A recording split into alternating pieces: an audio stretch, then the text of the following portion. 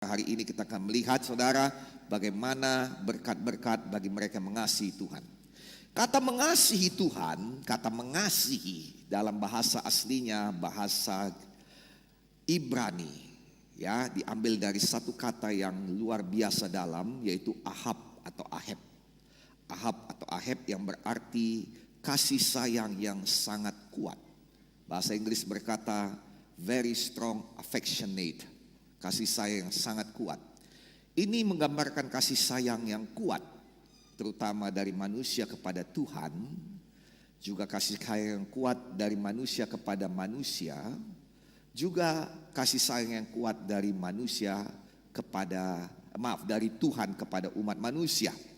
Ini juga menggambarkan satu, boleh dikatakan bahasa Indonesia tidak ada yang cocok, saudara, tapi boleh dikatakan satu nafsu akan menyayangi sesuatu, ya, nafsu untuk menyayangi sesuatu. Nah, saudara, jangan selalu berpikiran negatif tentang nafsu, karena nafsu itu hal yang baik. Yang setuju katakan haleluya.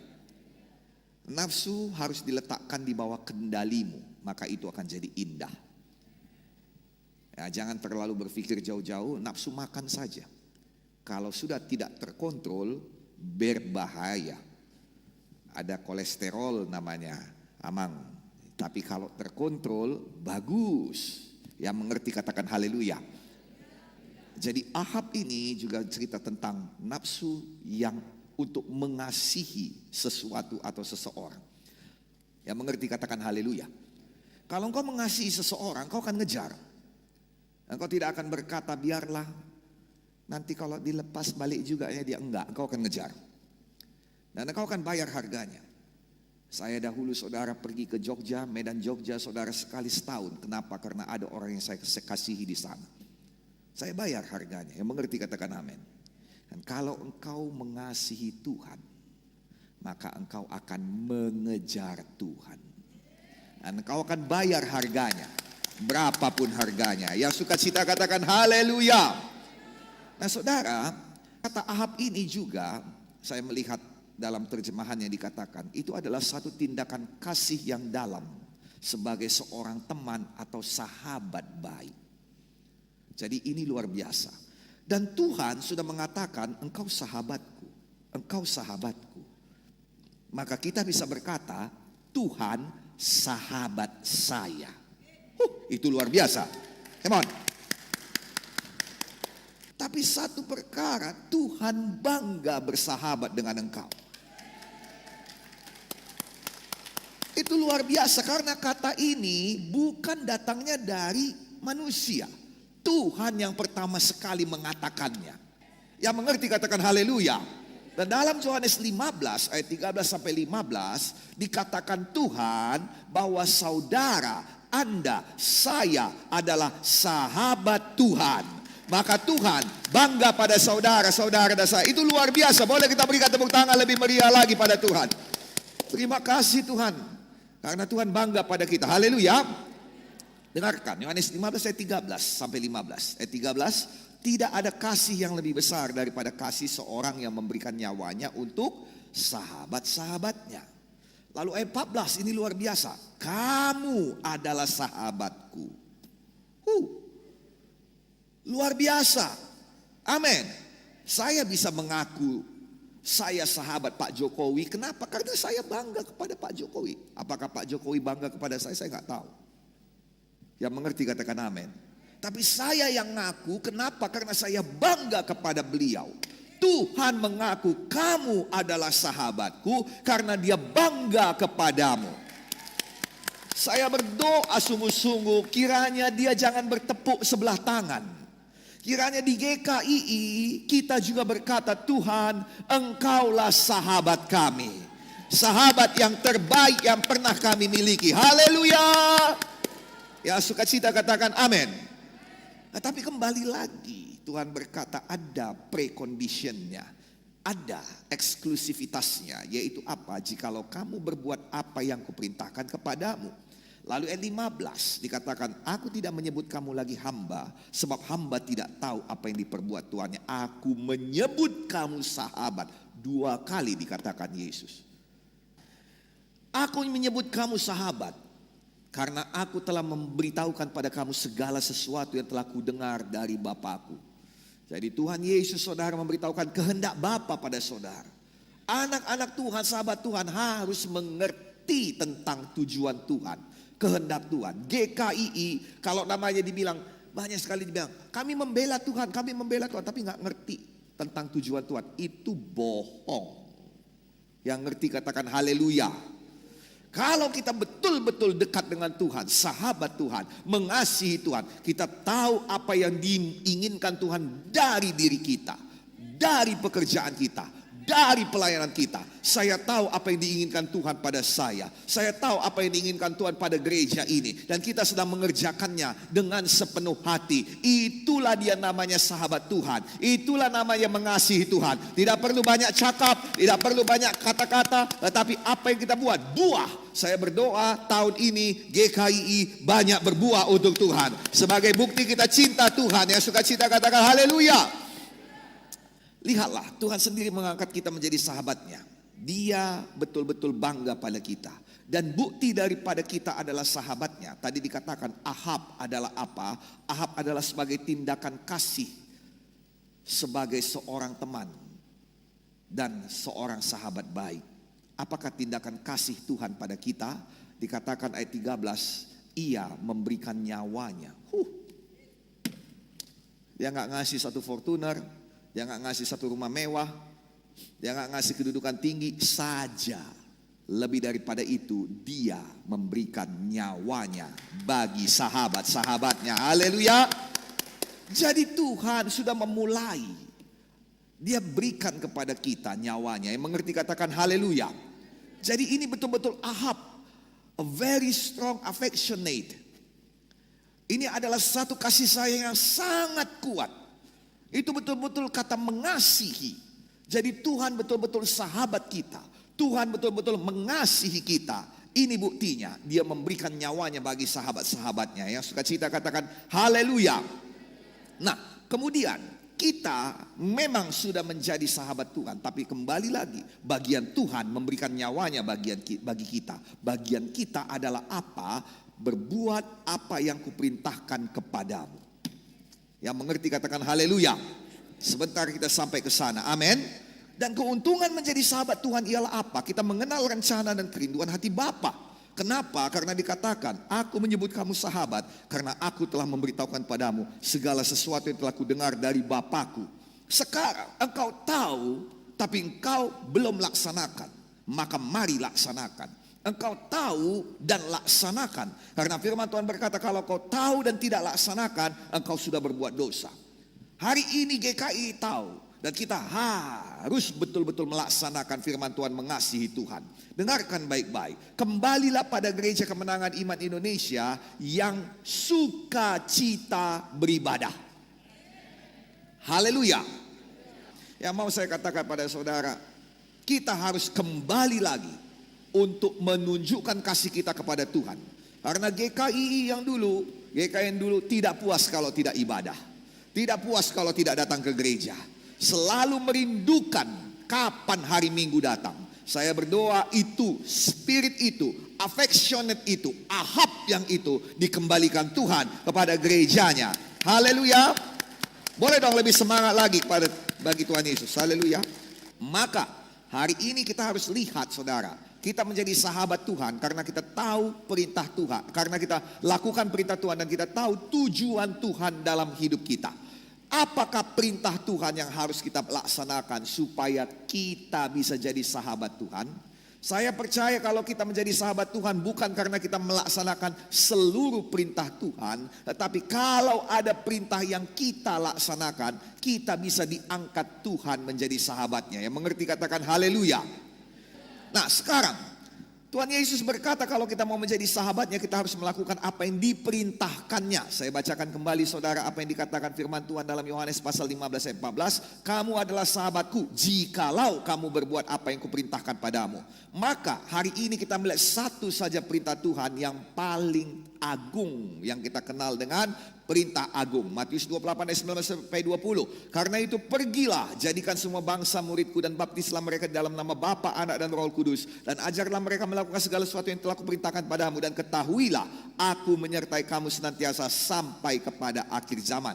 Perintah agung ini bukan hanya untuk pergi dan bersaksi, tetapi pergi untuk memuridkan, bukan hanya sekeliling kita, tapi sampai kepada bangsa-bangsa. Dan Tuhan mengatakan ini kepada kita. Itu sebabnya saudara, saya tidak berhenti sampai satu hari bagian kita laksanakan, dan Tuhan membawa kita kepada bangsa-bangsa di dalam nama Tuhan Yesus. Haleluya. Yang sukacita katakan amin. Nah saudara, kita harus memberitakan Injil dan memuridkan jiwa-jiwa sampai pada bangsa-bangsa. Kita harus membaptiskan jiwa-jiwa dalam nama Bapa, Anak dan Roh Kudus. Maka hari ini saya ingatkan bahwa hari Minggu nanti ada baptisan air kita. Ayo setiap wilayah, jangan sampai tidak ada yang dibaptis. Haleluya. Haleluya. Dan setelah dibaptis dikatakan saudara, segera ajarlah mereka. Segera masuk kepada kita punya Eagle Class. Yang sukacita katakan amin. Setelah Eagle Class kita masuk kepada Lion Class kita. Yang sukacita katakan haleluya. Dan kemudian saudara dikatakan, ketahuilah aku menyertai kamu sampai akhir zaman. Sayang, dengarkan, kalau engkau melakukan firman ini, mengapa GKI ini selalu ada mukjizat? Karena kita bergerak. Karena kita menginjil, karena kita bawa jiwa-jiwa ke gereja, karena kita bawa jiwa-jiwa ke training, karena kita bawa jiwa-jiwa dibaptis, maka Tuhan pasti sertai. Sayang, Anda kalau mau disertai Tuhan, bersaksilah. Bersaksilah. Saya selalu mengusahakan untuk bersaksi kepada 1-2 orang kalau saya melayani kemanapun. Di luar saya melayani, saya selalu berusaha bersaksi kepada 1-2 orang. Karena kalau saya bersaksi, saya tahu seluruh pelayanan saya pasti disertai Tuhan. Tuhan pasti menyertai. Karena ada Roh Kudus yang meneguhkan kesaksianmu. Ketika engkau bersaksi, Roh Kudus pasti turun. Dan ketika Roh Kudus turun, engkau pasti diurapi. Yang mengerti katakan haleluya. Setiap kali saudara berkata Yesus, itu men-trigger sorga. Yang mengerti katakan haleluya. Nah saudara yang kasih dalam nama Yesus. Jadi yang pertama sekali, kalau kita mengasihi Tuhan, lakukan ini. Ayo bawa jiwa-jiwa. Bawa jiwa kepada Tuhan. Semuanya kita berkata, saya bawa jiwa kepada Tuhan. Kita harus melakukan perintah Tuhan. Amin saudaraku. Nah perintah Tuhan, kita harus menjadi saksi, bukan hanya menjadi hamba Tuhan. Lukas 14 ayat 21 sampai 23. Maka kembalilah hamba itu dan menyampaikan semua itu kepada tuannya. Apa yang disampaikannya kepada tuannya? Sampaikannya, orang-orang yang kau undang gak mau datang. Yang satu bilang baru kawin, yang satu datang bilang baru beli lembu, yang satu datang lagi bilang begini begitu segala macam. Lalu murkalah tuan rumah itu dan berkata kepada hambanya, pergilah dengan segera ke segala jalan, ke segala lorong, bawalah kemari orang-orang miskin dan orang-orang cacat dan orang-orang buta dan orang-orang lumpuh. Kemudian hamba itu melaporkan, Tuhan, apa yang Tuhan perintahkan itu sudah kami laksanakan. Tapi sekalipun demikian masih ada tempat. Lalu kata Tuhan itu kepada hambanya, pergilah ke semua jalan dan lintasan dan paksalah orang-orang yang ada di situ masuk karena rumahku harus penuh. Dalam bahasa aslinya hamba itu bukan satu singular tapi plural. Banyak hamba-hambanya di situ. Dan dikatakan saudara kata pergi itu saudara diambil dari bahasa Greka exerkomai. Exerkomai itu juga dipakai dalam mengusir setan.